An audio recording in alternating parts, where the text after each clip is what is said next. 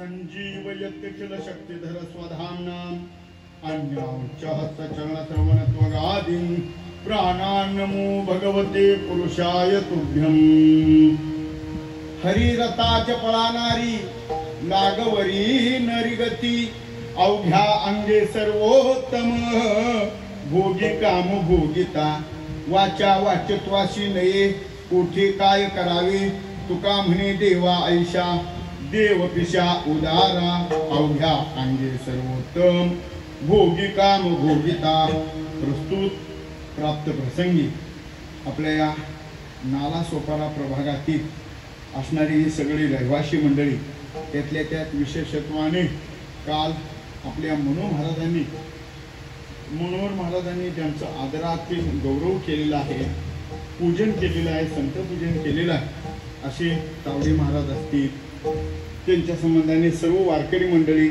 आपले आनंद भाऊ असतील आनंद महाराज ही सगळी मंडळी रेल्वे प्रवासी भजन मंडळ बरोबर ना बरोबर आहे ना रेल्वे प्रवासी भजन मंडळ रेल्वेमध्ये इतर गप्पा न मारता किंवा व्हॉट्सअप चॅटिंग न करता किंवा काही न करता काहीही न बघता केवळ परमात्म्याचं चिंतन करावं या आणि या हेतू दाखल ही मंडळी रेल्वेतून येता जाता भजन करतायत खरं तर ही त्यांना मिळालेली खरं तर त्यांना म्हणजे गुरुप्रसादाची मिळालेली ऊर्जा आहे असं म्हणायला काय हरकत नाही आता असू द्या बापू तुम्ही सांगितलं टाळ्या नका वाजू पण ते कधी जाऊ द्या असू द्या न सांगितलेलं काय आहे, माणसाचा स्वभाव आहे, एखादा असं काही विषय झालं की आपला आनंद जो भाव आहे हृदयातला व्यक्त करतो तो टाळीद्वारा असा एक हो. पण याच्यात ही आता हे तर तुम्ही टाळी वाजवताय, पण ज्याच्या वेळेला भजन होईल, ज्याच्या वेळेला चरण चालू असतात, अभंगाची चरण गायली जातात, त्यावेळेला टाळ्या वाजवल्या तर मला वाटते फार बरं होईल. कारण का अशी टाळी वाजवली तर मला असं वाटतंय मी कीर्तनकार नाही, मला आमदार झाल्यासारखं वाटतं. ते असं नको व्हायला. आणि आपलं ते क्षेत्रही नाही म्हणा. असो, रामकृष्ण हरी. ही रेल्वे प्रवासी भजन मंडळी अतिशय उत्तम प्रकारचा आणि हा उपरोक्त पुण्यात्मक असणारा असा हा आणि नामयज्ञ सोहळा, तपपूर्ती सोहळा हे साजरा करतायत. या सर्व रेल्वे प्रवासी भजन मंडळांना, वारकऱ्यांना माझे शतकोटी प्रणाम आहेत. या निमित्ताने ही मंडळी खरं तर 2 दिवस का असेना, पण ही मंडळी जवळजवळ 100 लोक ही चालायला असतात, हे मानावं लागेल. आणि संत महात्म्यांच्या मताप्रमाणे वाराणसी चालीचे 1 मासा आणि काय ते नाही पण त्याच्या अगोदर नंतरचा काय प्रवास, पुढं काशीला जायचं असेल तर 1 दिवसाचा प्रवास म्हणा, काशी यात्रा. पण पंढरी पाऊल पर्यसा, मी पंढरपूरला जातो म्हणून दुकानात आपलं पंढरपूरला जातो म्हणून पाय बाहेर काढून जो प्रवासाला सुरुवात करतोय, खरं तर तो पंढरीला जाऊ देत नाहीतर ना जाऊ देत, पण मी पंढरपूरला निघालो या निमित्ताने जो पाय बाहेर टाकतो, खरं तर वारी केलेलं पुण्य त्यालाही मिळणारच आहे. कारण पंढरी पाऊल, नामदेवराय सांगतात हायसा ठसा नामाचा, पंढरी पाऊल पर्यसा. पंढरपूरकडे जाण्यासाठी फक्त 1 पाऊल पुढे आहे. भगवान परमात्म्यासाठी तुम्ही 1 पाऊल पुढे जाताय, पण तो परमात्मा तुमच्यासाठी 100 पावलं अगोदर निघतोय. येते का पाहायला? तो परमात्मा अगोदरच आपल्याकडे येतोय आणि आपल्याला स्फूर्ती देतो आहे. हे तर तुमच्या बाबतीत मला धन्यता मानावी लागेल. या निमित्ताने तुम्हा सर्व या भजन मंडळ, वारकरी मंडळ, वारी चुकवणेदी मंडळ, वारी चुकवणेदी हरी हे काय मंडळ आहे का? मंडळाला दिलेलं नाव आहे. वा वा वा. ही बाकीची नावं असते आपल्याकडे. महाराज संदीप महाराज आपल्याकडे अचानक मंडळ निघते, अजून कुठलं कसलं मंडळ निघते, कुठून निघते काय का नाही. पण हे वारी चुकवणेदी हरी हे मंडळ पहिल्यांदाच पाहतोय. माझ्या तरी म्हणजे कीर्तनाला प्रवास करतोय त्याला 25 वर्षे होऊन गेली म्हणून बाबा, मी आतापर्यंत असं हे नाव कुठं पाहिलं नव्हतं. वारी चुकून येते आहे असं नाही. उलट आपला डिजिटल बोर्ड कसा काय जास्त झळकल त्याच्या खाली हरी भक्ती तिथे तसा बोर्ड असेल. पण इथं तुमच्या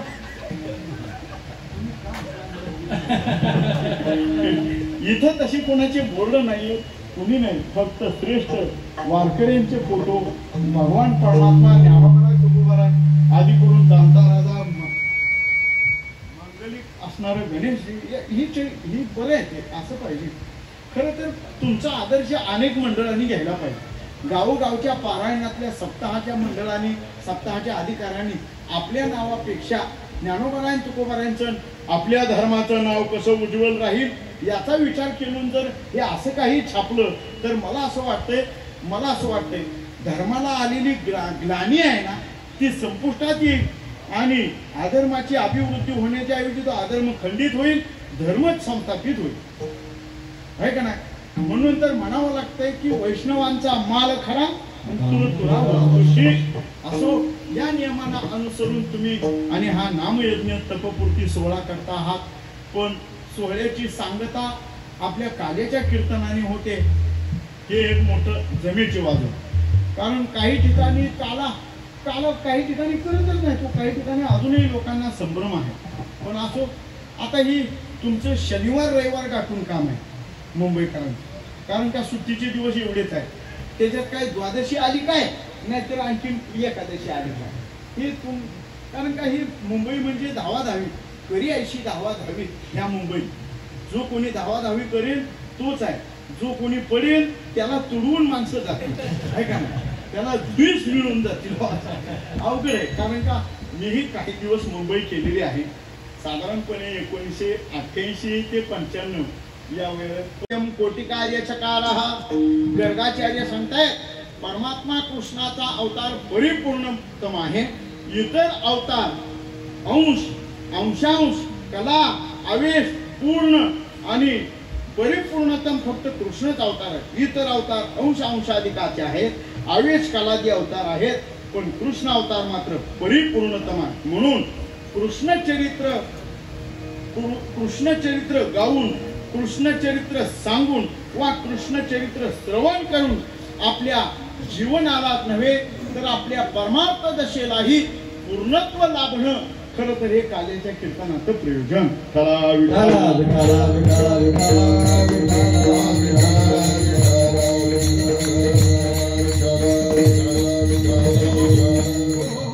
मग काल्याच्या कीर्तनाचं जर हे प्रयोजन असेल तर काल्याच्या कीर्तनात परमात्मा श्रीकृष्णाचं चरित्र तर अगाध आहे. कृष्ण चरित्र अनेक प्रकारचं आहे. मग अनेक प्रकारचं कृष्ण चरित्र सांगण्याऐवजी अनेक इतर कृष्ण चरित्र सांगण्याऐवजी फक्त काल्याच्या कीर्तनात गोकुळातलं चरित्र का वर्णन केलं जातं, तर याचं उत्तर असं आहे, भगवान परमात्म्याने इतर चरित्र जे केलेलं आहे, गोकुळातलं चरित्र सोडून इतर मथुरेत केलेलं, द्वारकेत केलेले जे काही चरित्र आहे ते रजोगुण तमोगुण द्योतक असं चरित्र आहे. पण गोकुळात केलेले चरित्र मात्र शुद्ध सत्वगुण संपन्न भक्तियुक्त अंतःकरणाचं आहे किंवा त्याद्वारा भक्ती प्रगटविणार आहे. म्हणून कृष्ण चरित्र काल्याच्या कीर्तनात गात असताना जे देवे गोकुळी चरित्र केले ते उच्चारावे असं तुकोबारांचं म्हणणं आहे. चरित्र ते उच्चारावे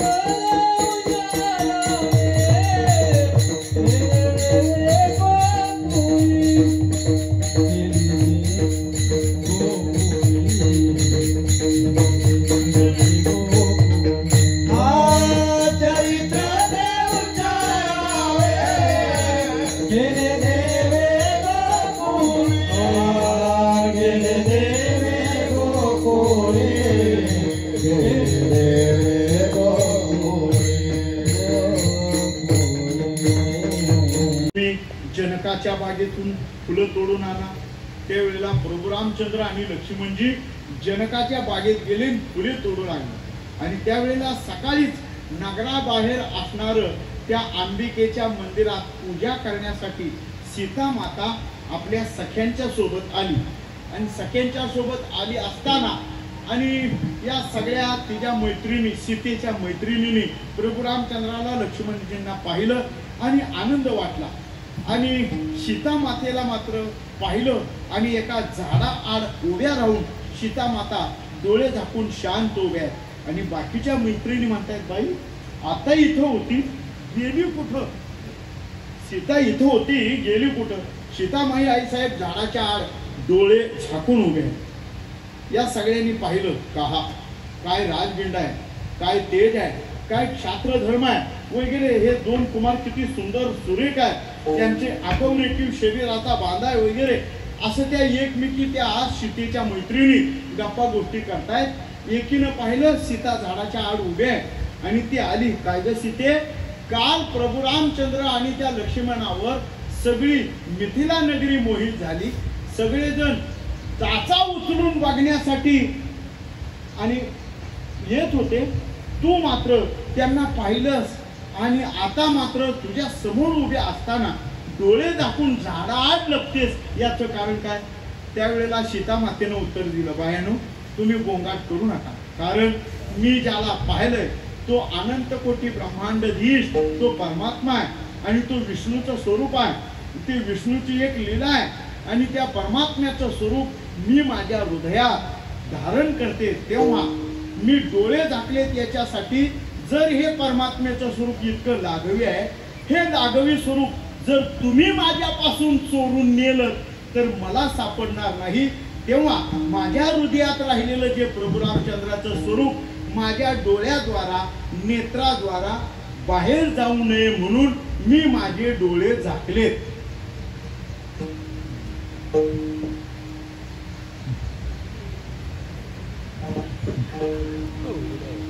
तुमच्या लक्षात आलंच नाही. मग मात्र त्या सख्या म्हणतायत, त्या मैत्रिणी म्हणतायत, काय ग सीते, तुला जर तू मनापासून अंतःकरणापासून सर्व इंद्रियापासून तू त्याला वरलेलंच आहे, मग हा कैवल्य निदान आहे, हा आमच्या वाट्याला कधी येईल? त्या मैत्रिणी म्हणतायत, बाई सीते, तुझ्यासारखा जर हा आम्हाला प्रियकर म्हणून लाभला तर आम्ही जरी पतिव्रता असलो तरी याच्यावरच प्रेम करत राहू अशी आमची इच्छा आहे. भगवान परमात्म्याने हे मनोमन ओळखलं आणि परमात्मा प्रभू रामचंद्रांनी तथास्तु म्हणाले, हे पहा, मी तुमच्या सगळ्या मी तुमच्या सगळ्या मिथिलावासीय स्त्रियांचं म्हणजे सीतेच्या सख्यांचं हे मनोगत मी ओळखलेलं आहे. तेव्हा हे मनोगत पूर्ण करण्यासाठी या अवतारात प्रयोजन नाही, पुढच्या पंचवार्षिक मध्ये पुढच्या अवतारात पाहिल. म्हणजे कृष्ण अवतारात ज्या ज्या मिथिलावासी ज्या गवळणी आहेत त्याही गोकुळातल्या गवळणी झाल्या. काही दंडकारण्यवासीय स्त्रिया, दंडकारण्यवासीय स्त्रिया कोणत्या, आता त्याचंही वर्णन सांगतो. त्याचंही थोडं रामायणाकडे घेण्यासाठी किंवा तिला वळण्यासाठी जात असताना मध्येच गौतम ऋषींच्या आश्रमात आणि एक दिवस मुक्काम पडला. सगळे ऋषी मंडळींनी विश्वामित्रांना पाहिलं, राम लक्ष्मणांना पाहिलं आणि सगळे मोहित झाले. आनंद वाटला. हा काही तत्वज्ञानाच्या चर्चा व्हाव्यात ती म्हणून इथं आराम करा. हा गौतम ऋषींचा आश्रम आहे असं कळाल्यानंतर विश्वामित्रांना प्रभू रामचंद्रांनी विचारलं. म्हणजे त्यांची सती पतिव्रता जी अनुसया माता, आपलं काय अहिल्या माता, चुकलं रामकृष्ण, अहिल्या माता, त्या अहिल्या मातेचं काय झालं पुढं? मग विश्वामित्रांनी सगळी कथा सांगितली. इंद्राशी रथ झाल्यामुळे गौतम ऋषींनी तिला शाप दिला आणि ती शिळा होऊन पडली. ही समोरची शिळा ती आहे. आणि मग मात्र त्या दिवशी प्रभू रामचंद्राच्या पायाच्या धुळीचे कण वाऱ्याने उडले आणि त्या शिळेवर जाऊन पडले. शिळेचा उद्धार झाला, त्यातून अहिल्या निर्माण झाली आणि ती पतिव्रता स्त्री तिचा आणि स्वीकार करण्यासाठी गौतम ऋषी आले. गौतम ऋषींच्या बरोबर अनेक ऋषी मंडळी आले आणि सगळ्या ऋषी मंडळींनी ज्याच्या पायाच्या चालीमुळे, ज्याच्या चरणाच्या चालीमुळे दगडाची शिला म्हणजे बाई होते, दगडाची स्त्री होते, मग आपण ब्रह्मचारी राहण्यात काय मजा आहे? म्हणजे सगळ्या ऋषींनी विचार केला, आपण ब्रह्मचारी राहण्यात का? मग चला म्हणले आपण वैद्य बाबा सांगायचे. वैद्य बाबा म्हणायचे, सगळ्या ऋषी मंडळींनी आपल्या आश्रमाभोवती पर्णकटूभोवती दगडावर नंबर टाकून ठेवली.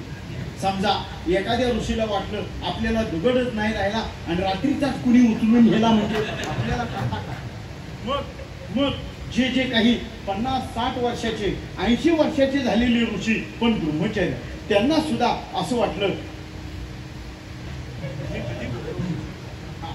त्यांनाही असं वाटलं आमचं लग्न व्हावं. मग ऋषी मंडळींनी ती दगड वगैरे सगळी गोळा केली आणि जिथं गौतम ऋषींचा आश्रम आहे, प्रभू रामचंद्राचं ते लागवी स्वरूप पाहण्यासाठी खांद्यावर दगडी आदल्या रात्री मुक्काम म्हणजे आदल्या दिवशीच्या बैठकीत ठरलं होतं. यांनाच मत आपलं हे आदल्या दिवशी आणि रात्रीचं ठरलं होतं की आपल्याला या दगडाच्या स्त्रिया करून मागायच्या असं ठरलं होतं. पण नेमकं तिथे दगड खांद्यावर कोणाला कशी, आता वैद्य बाबा गमतीनं सांगायचे. वैद्य बाबा सांगायचे, ज्यांना ज्यांना जसे ऋषी होते त्या पद्धतीची दगड घेतली. जे कोणी असे बुट्टे ऋषी त्यांनी असा गोल दगड, ज्यांना असं वाटत होतं आपल्या सर्व प्रपंचाचा भार वाहणारा सक्षम असावी म्हणून त्याने चांगला अगदी दणदणीत दगड, ज्यांना असं वाटत होतं आपण बुट्टे घरी कोल्हापूरचे राजे आणि येणार होते, याने अगोदर नेवता पाठवला, निरोप धाडला अगोदर शेवगाकडून, अहो तुमचे जुन्यातले जुने पाहुणे कोल्हापूरचे राजे तुमच्याकडे पाहुणे येणार आहेत. याला आनंद वाटला. काय माझं भाग्य आहे, इतक्या दिवसांचा पाहुणचार, इतक्या पिढ्यांचा पाहुणचार आज मला करायला मिळतो. माझ्या गरीबाच्या झोपडीला कोल्हापूरच्या राजांचे पाय लागणार, आनंदच गगनात मावेना. यानं सगळ्या घरातल्या लोकांना कामाला लावलं आणि आपण स्वतः स्वागतासाठी सज्ज झाला आणि जाता जाता सांगून टाकलं, ऐका ऐका लवकर सगळी जय्यत तयारी करा. हे पहा, राजापूरचे कोले आपल्याकडे पाहुणे येणार आहेत, तेव्हा हतरंजा सत्रा असं म्हणले. हतरंजा येते ना लक्षात? हतरंजा त्याने काय म्हणायला पाहिजे होतं, आम्हाला बायका करून घ्या. काय आम्हाला बायका, तरी तसंच झालं, आम्हाला बायका करून घ्या असं म्हणण्यामुळं प्रभू म्हणाले, हे पहा आताचे सरकार आहे, मोदी सरकार आपलं, आता जे माझी योजना आहे ती धर्मरक्षणार्थ आहे, मर्यादा पुरुषोत्तम आहे. तेव्हा या अवतारामध्ये हे प्रयोजन शक्य नाही. पुढील जो अवतार कृष्ण अवतार आहे त्या अवतारात मी कृष्ण म्हणून अवताराला येईल आणि तुम्ही सगळ्या दंडकारण्यवासी ऋषी तुम्ही गोपी म्हणून जन्माला या. त्यातली 2-3 नावं सांगू, 2-3 नावं सांगतो. एक जाबाली ऋषी होते. जाबाली ऋषी झाडाची सुकलेली पानं खायची, गडूभर चंचूभर पाणी प्यायचं आणि एका पायावर उभे राहून ओम नमो भगवते वासुदेवाय असं मंत्राचं 1000 वेळेला पुरस्चरण करायचं. आणि तेच जाबाली ऋषी रंगवेणी नामक गोपीच्या रूपाने गोकुळात अवताराला आले. असे अनेक ऋषींची नावं सांगेन मी, फक्त आता आपल्या कारणापुरती तुम्हाला साक्षी पुरावा असावा म्हणून, तुम्हाला पुरावा असावा म्हणून, म्हणजे म्हणून पुरावा म्हणून सांगितलं. जाबाली सारखे ऋषी त्या काळातले दंडकारण्यातले ते ऋषी रंगवेणी नामक गोपीच्या रूपाने गोकुळात अवताराला आले. म्हणून गोकुळातल्या गवळणी सामान्य नाही, अजून कोणत्या आहेत त्या श्रुती स्वरूप गवळणी आहेत.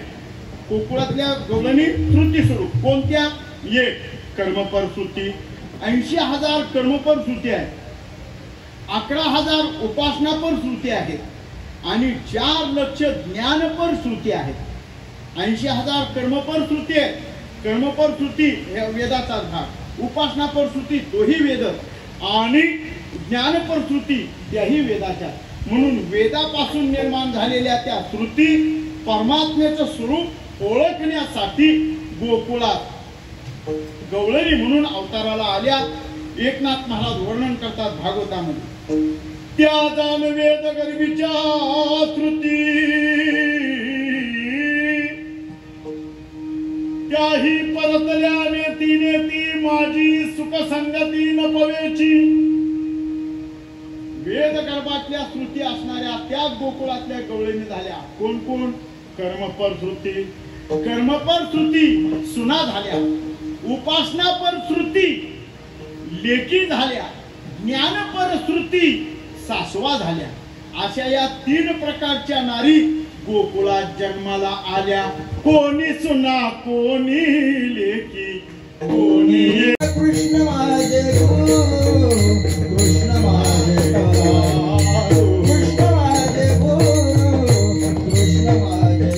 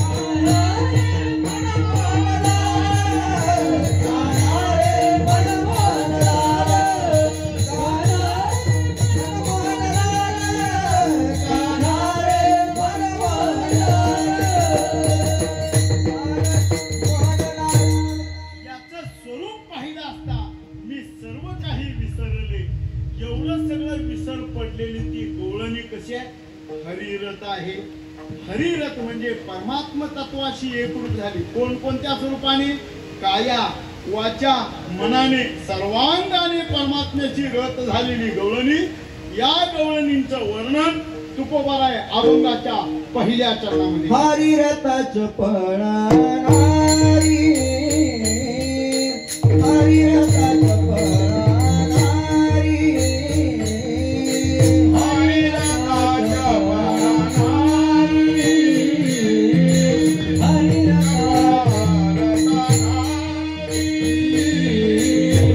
रथाच पळणारी, हरी रथाच पळणारी,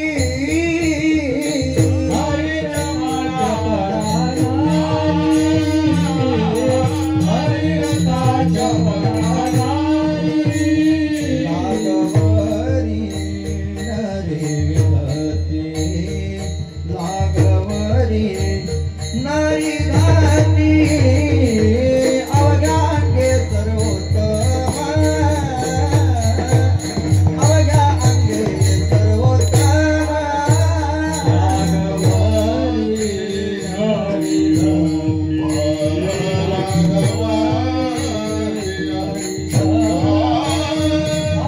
अवघ्या अंगे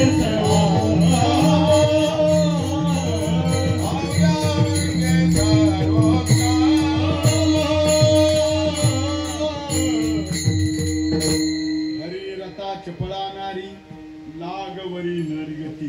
लागवरी नरगती म्हणजे पुन्हा संसाराकडे येत नाहीत. सर्वस्व विसरल्या कामधंदा, सासू सासऱ्याची नाही मर्यादा, विसरला कामधंदा, सासू सासऱ्याची नाही मर्यादा, कोणी जावाच्या कोणी नंदा, कोणी जावाच्या कोणी नंदा, वृत्ती वेदनी परमानंदा हो, वृत्ती वेदनी परमानंदा हो, नंदा हो परमानंद. बाबा गोंगडी घेऊन पाये, बाबा गोंगडी घेऊन पाये, बाबा गोंगडी घेऊन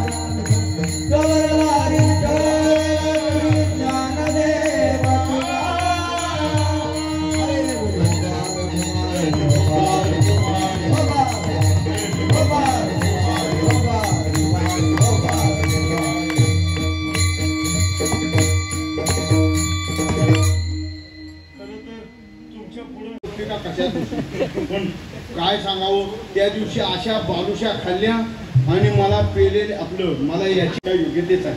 चला उरकू, आपलं काम बरंच आहे, पुढे ही बहुत करणे आहे, मला ही परत घरी जाणे आहे. तुळशीची पानं कृष्ण चरित्र तसं अगाध आहे आणि परमात्म्याने अवताराला येण्याच्या अगोदरपासूनच कृष्ण चरित्राची सुरुवात आहे. पण काल्याच्या कीर्तनात ये दशे चरित्र केले नारायणे रांगता पासून ते गाई राखतापर्यंत चरित्र सांगावं असा एक आहे. मग रांगत असताना भगवान परमात्म्याने काय केलं? रांगत रंगणी चोरीत लोणी रांगत रंगणी चोरीत लोणी धावून धरती गवळणी धावून धरती गवळणी बांधिती चरणी देती गाराणी बांधिती चरणी देती गाराणी यशोदे साजणी यशोदे साजणी आदधिकृत भक्षुनी तमाल निळे नवल केले साजणी अधिकृत भक्षुनी तमाल निळे नवल केले साजणी कृष्ण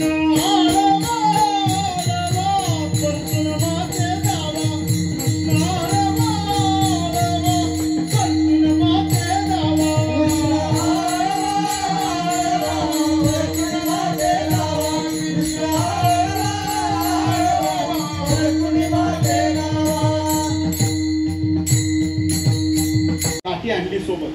ज्ञानोबारायांनी त्याच्यासाठी 2 ओळे घातल्या या स्वरूपासाठी. मागा येणे बाळपणे श्रीपती जै एक वेळ खादली होती माती कैको कोणी हाती यशोदा धरला मग भेणे भेणे जैसे मुखी धारा द्यावयाचे मिशे ते 14ही भुवने डाविणी ती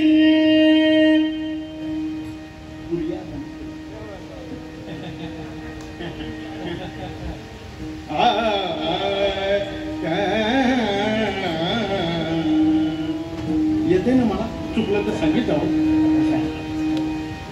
मग भेणे भेणे जैसे मुखी झाडा द्यावयाचे विषय उघडतो मारावया तिने उगारली कोटी काठी काठी उगारली आणि कृष्णा माती खाल्ली नाही नाही नाही म्हणतो. आणि बलराम दादा आला तो सांगायला आई आई माझं बलराम दादाला कधी गोड वाटले का हे असं काही करणं? हा मला असं बलराम दादाचं गोड वाटत नाही. कारण बलराम दादा माझा पक्षपातीपणा करतो. बळीराम दादा बळीराम दादा तुझं भेटला बळीराम दादा बळीराम दादा तुझं भेटला तोही माझा पक्षपाती तोही माझा पक्षपाती. आई नको ग आई नको ग आई नको ग नको ग नको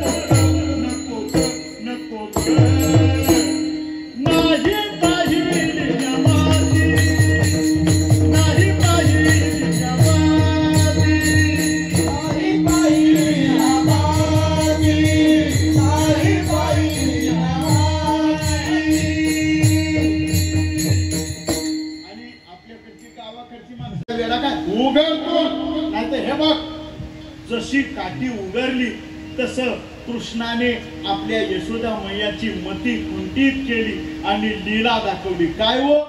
अनंत ब्रह्मांडे उदरी अनंत ब्रह्मांडे उदरी अनंत ब्रह्मांडे उदरी अनंत ब्रह्मांडे उदरी. हरी हा बालक नंदा घरी हरी हा बालक नंदा घरी हरी हा बालक नंदा घरी हरी हा बालक नंदा घरी बालक नंदा घरी हरी हा बालक नंदा घरी हरी हा बालक नंदा घरी हरी हा बालक नंदा घरी.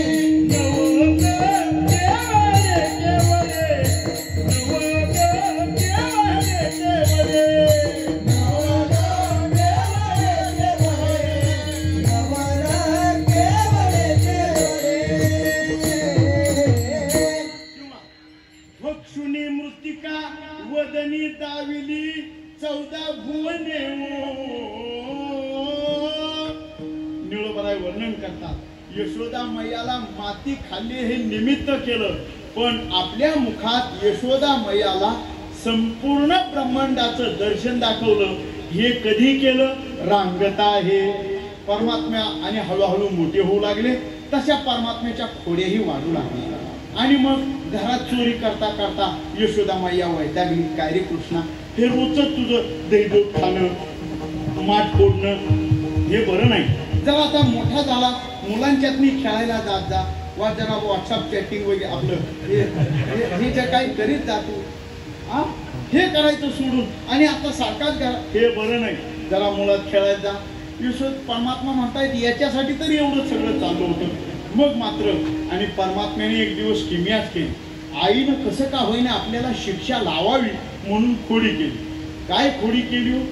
एक दिवस यशोदा मैयाने मंथन करीत असताना परमात्मा दूर धावत आले आणि यशोदेजवळ आले. आई मला इतक्या उशीर झालं, तू त्याच्यात काय करते ते मला सापडत नाहीये, तेव्हा तू ते मला काढून देते का? तेरा रवी घुसळताना भुमभुम आवाज येत होता, तो दे ना.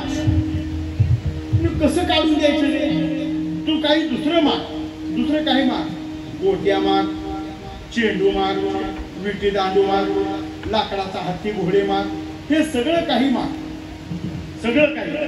कुठली योजना पाहिजे ती सुद्धा माग. मी तुला सगळं देते, पण हे घुम वगैरे असं काही मागू नको, मला मंथन करू दे. सोड रवीचा हात हरी रे रे मंथना. कृष्णा जरा मंथन करू दे ना. हो. सोड काना रवी दोर मथिल्या देते मी, मथिल्या देते. सोड कान्हा रवी दोर मथिल्या देते मी, मथिल्या देते. बया मजते दे, आई मजते दे, तेरा घुम घुमते ग, तेरा घुम घुमते. बया मजते दे, आई मजते दे, तेरा घुम घुमते, तेरा घुम घुमते, तेरा घुम घुम, तेरा. आई तू डेऱ्यात घुम वाजते ना, ते काढून दे. हे बघ, अरे घुम कसं काढून देता येईल ते, आणि आवाज येतोय मंथनाचा, आई मला ते पाहिजे. हे बघ, ये इकडं, मी तुला मांडीवर घेते, स्तनपान करते. नको. मग गुळवाटी देऊ नको. मग ते बदाम काजू पिस्ता वगैरे असं देऊ नको. मग कुरकुरी देऊ, आपलं काय देऊ का? आई मला काहीच नको, फक्त मला घुम पाहिजे. यशोदा मैया अशी वैतागली. जा, हे पोरग काही केले ऐकत नाही, ते सगळं मंथन पात्र सोडून दिलं आणि घरात दुसऱ्या कामाला निघून गेले. परमात्म्याने ओळखलं, आपल्याला जे पाहिजे होतं ते काम साध्य झालं. याने ताकाचा डेरा म्हणजे मंथनाचा डेरा त्याचा काठ धरून आत वाकून पाहिलं. वा, पांढरं शुभ्र स्वच्छ ताक, त्यावर लोणी, हा हा हा, आपल्या आवडीचं आहे. मग परमात्म्याने सूक्ष्म रूप घेऊन डेऱ्यामध्ये प्रवेशला. परमात्म्याने आत प्रवेश केला, सूक्ष्म रूप हलकं रूप धारण केलं, आतमध्ये गेले आणि सगळं लोणी वगैरे खाल्लं. आई येते की काय म्हणून पाहिलं तर खरोखरच आई आली. पण आईच्या समोर निघणं बाहेर ते काही होत नाही, म्हणून परमात्मा आतच लपून राहिले. आणि मग यशोदा मैया आली आणि परत घुसळून करू लागली. घुसळण करता करता हाक मारते. अहो, तिलाच आई म्हणा, जी प्रसवतेच्या वेदना सहन करते आणि आपलं सर्वस्व बाळासाठी पणाला लावते. अशी आई अशी धन्य हो.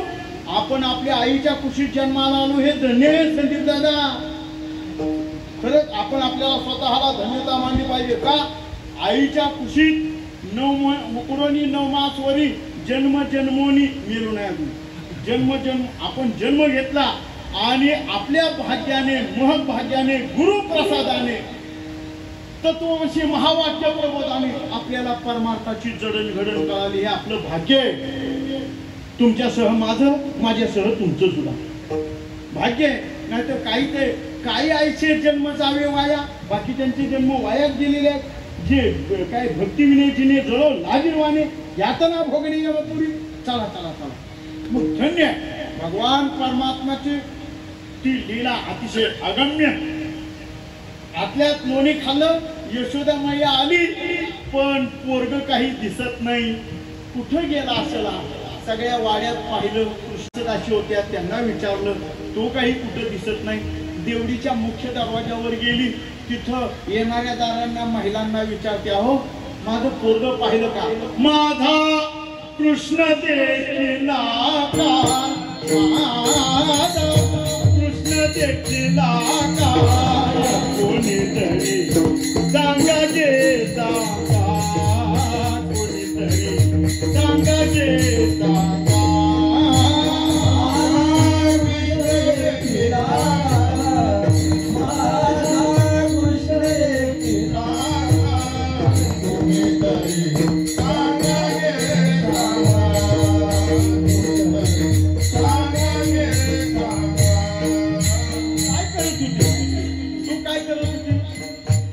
तुझ्या घरातून निघून गेलं, तू काय करत होती?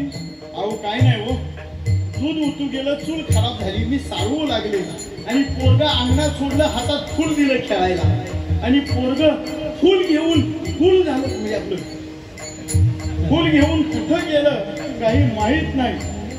हाती घेऊन या अंगणी रांगत आले मोर, होते सारविल मी तुला, होते सारविल मी तुला. कैसी भूल कैसी भूल कैसी भूल पडेली, कैसी भूल कैसी भूल कैसी भूल पडेली. माझा कृष्ण देखिला का? कृष्ण देखिला का? कोणीतरी सांगा गे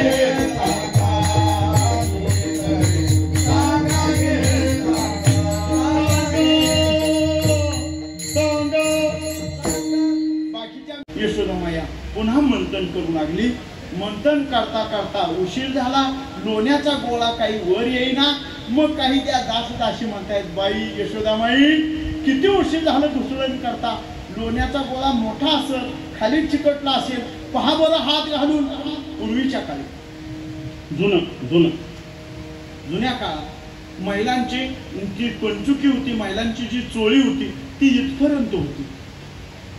म्हणजे चोळीला बाई होती.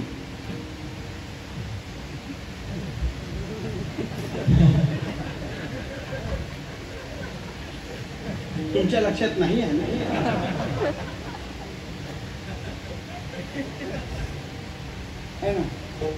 बाईनं बाई बाई केलं, या बाई बाईच राहिली नाही. आता काय नाही पुढे काय बाई होती.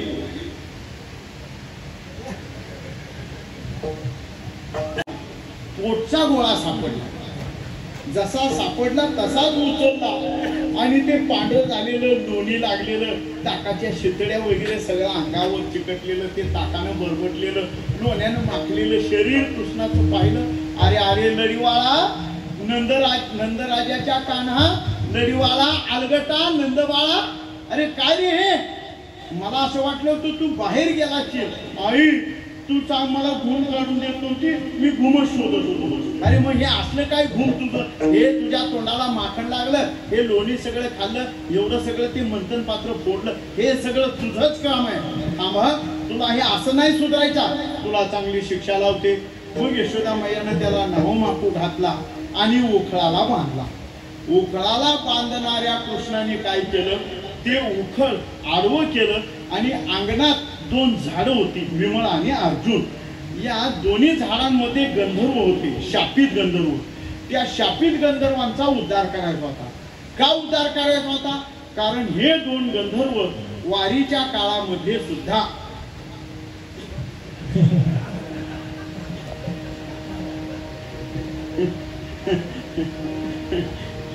हे दोन नाही नाही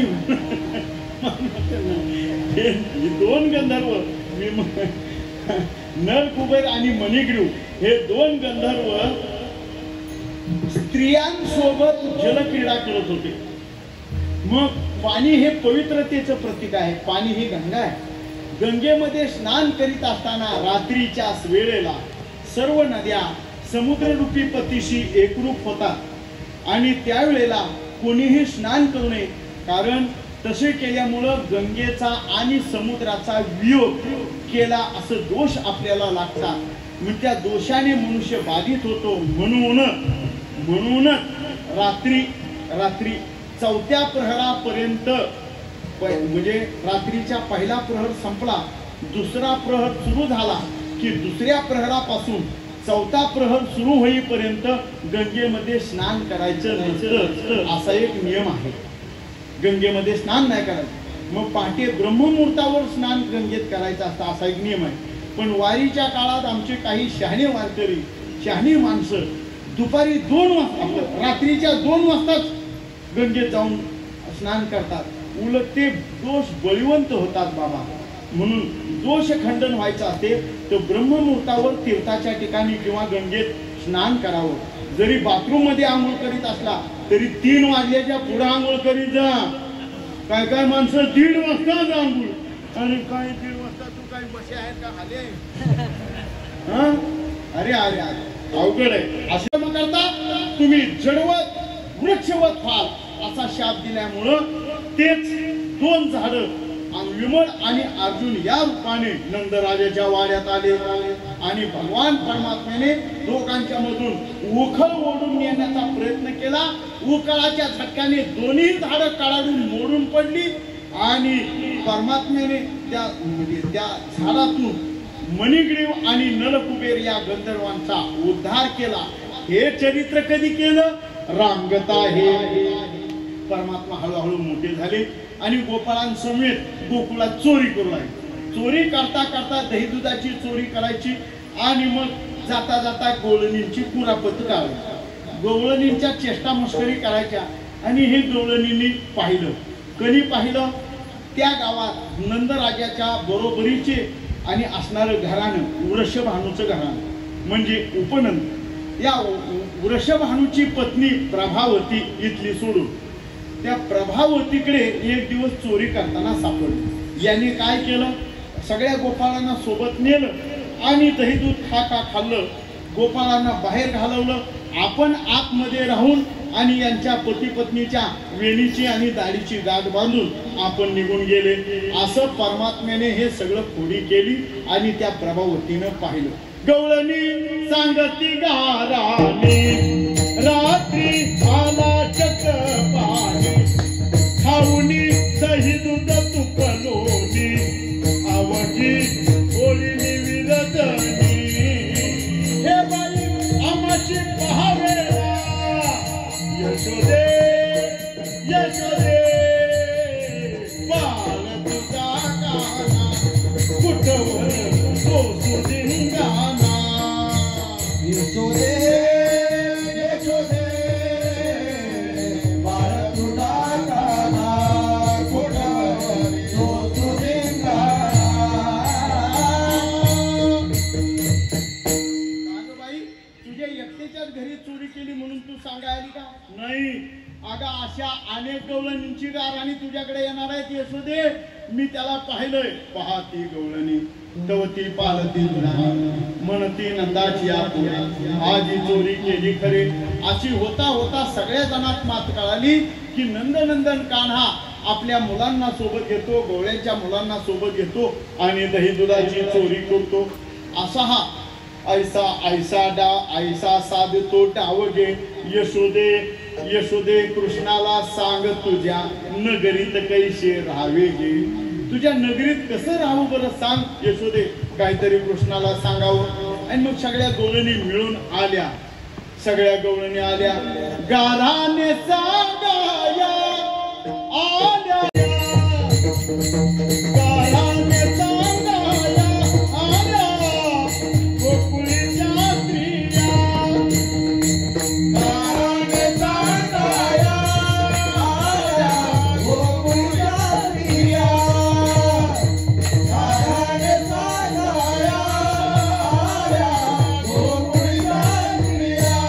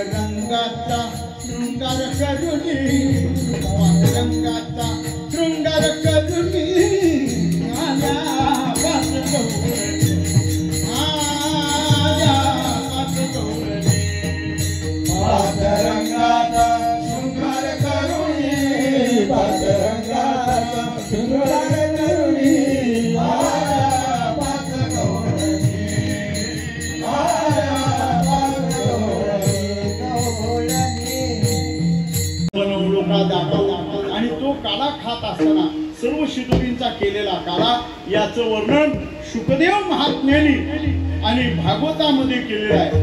हे वर्णन गायी राखत असताना या लीला केल्या. या लीलांचं वर्णन अतिशय अपरिमित अशा प्रकारचं आहे, पण आपली वेळेची मर्यादा कधीच संपलेली आहे. म्हणून काल्याच्या प्रसंगाने आणि काल्याच्या श्लोकाने आपल्या या कीर्तन कथेची आणि सांगता करायची. सुखमुनी सांगताय परमात्म्याने काला कसा केला.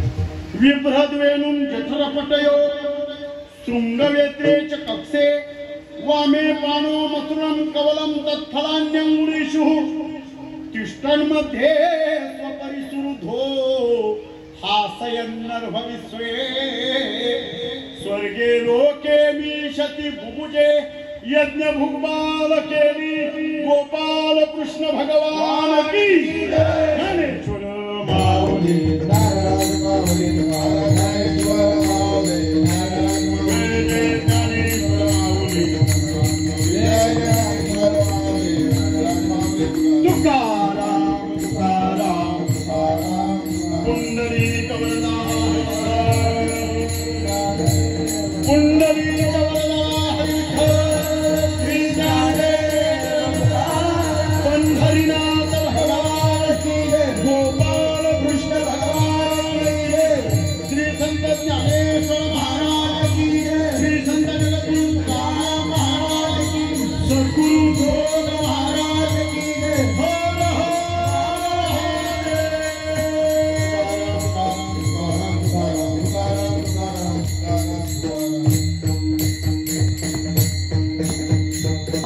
फार बरं होईल.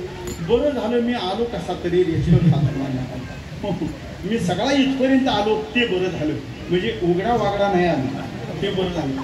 तुमचा तो रेल्वेचा प्रवास अतिशय भयंकर खरं, पण इथपर्यंत आलो केवळ तुमच्या प्रेमाचंच प्रतीक की काय म्हणून किंवा तुमच्या प्रेमाची ताकद की काय म्हणून मला इथे येण्याला भाग पडले.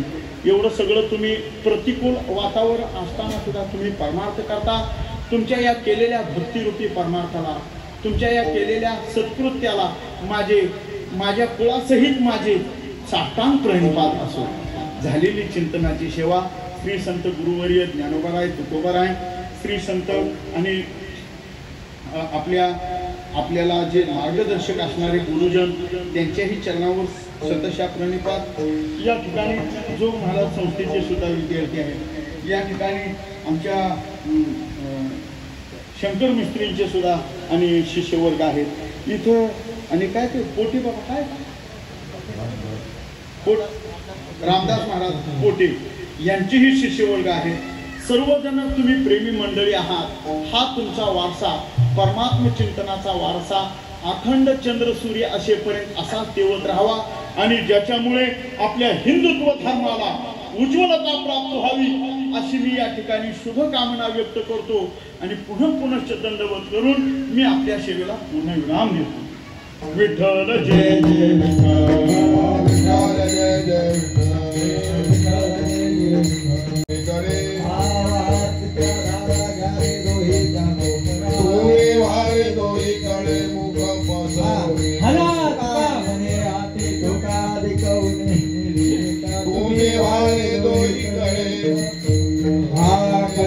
धरिला कृष्णपणे अवघा जनी प्रकाश कालावा तुने कमिता